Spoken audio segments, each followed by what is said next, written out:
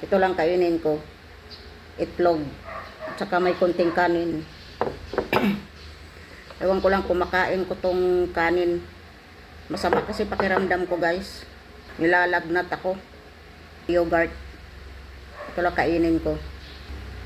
Wala ko gana kumain, guys. Kaya pipilitin ko lang kumain. Asin, konti. Magkalasa man lang yung itlog.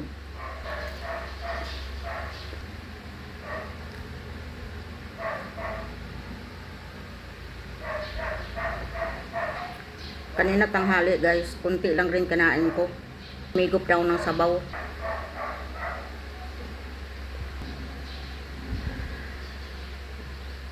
Tubig. Nung isang araw pa ako nilalagnat, guys. Mabuti ngayon, medyo okay na yung pakiramdam ko. Pero medyo mabigat pa yung ulo ko. Dito ko masakit. Ito. Ewan ko kung trangkaso ito. Kasi may sipon din ako. Kaya siguro nagkakasakit ako dahil sa pabago-bago yung panahon.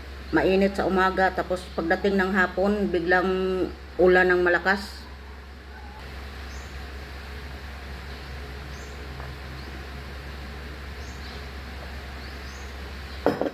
Mamaya ako nakainin tong yogurt. Bye-bye. Thank you for watching.